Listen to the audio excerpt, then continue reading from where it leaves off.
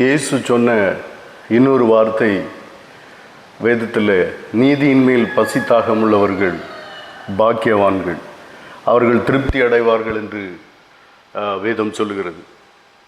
நீதியின் மேல் பசி என்பது ஒரு தேவ நீதி, ஆத்துமத்தில் ஒரு தூய்மை, தேவன் மேலே வச்சிருக்கிற ஒரு அன்பு, சத்தியம், தீவிர விருப்பம், மன அமைதியை நிச்சயம் பெறுவார்கள் சொல்லி வேதம் சொல்கிறது. நீதியை பின்தொடர்வது ரொம்ப நல்லது. எனக்கு ஒருத்தரை தெரியும், ஞாயிற்றுக்கிழமான வெள்ளை ட்ரெஸ்ஸு, மனைவி பிள்ளைகள் குடும்பம் எல்லாம் பார்த்திங்கன்னா ஃபுல் வெள்ளை ட்ரெஸ்லேயே தான் போவாங்க.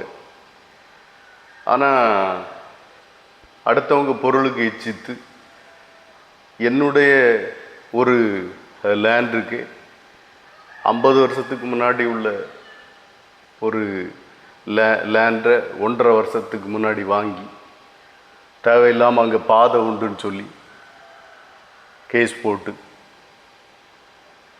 பைபிள் சொல்லுது நீதியாக இருன்னு சொல்லி, வேதத்தை பின்பற்றதே கிடையாது. ஆனால் வெள்ளை ட்ரெஸ்ஸு, ஆராதனைக்கு ஒழுங்காக போவாங்க, ஆராதனையில் போய் இருந்து ஸ்தோத்திரம் போடுறதுன்னா அளவு கடந்த ஸ்தோத்திரத்தை போடுவாங்க.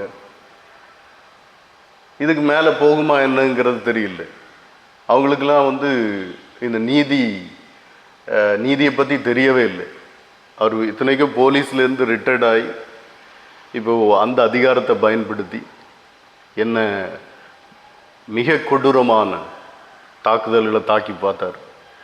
ஆனால் ஆண்டவர் எதுலேயுமே விடலை, எதுலேயுமே பின்வாங்க விடலை. கர்த்தர் எனக்கு நீதி செய்துக்கிட்டே இருக்கிறார், எனக்கு நீதி செய்துக்கிட்டே இருக்கிறார். ஒரு நன்மையும் குறைபடாது. நீதியின் மேல் பசித்தாகமான ஒரு தாக்கம் நமக்கு வேணும். நீதியில் பசி உண்டாகணும்.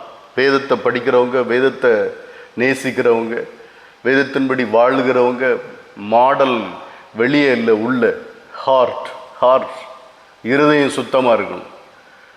வெள்ளையும் போட்டுட்டு போய் நின்று தேவனை ஆராய்ச்ச உடனே பரலோகத்துக்கு போக முடியாது. கேர்ஃபுல்.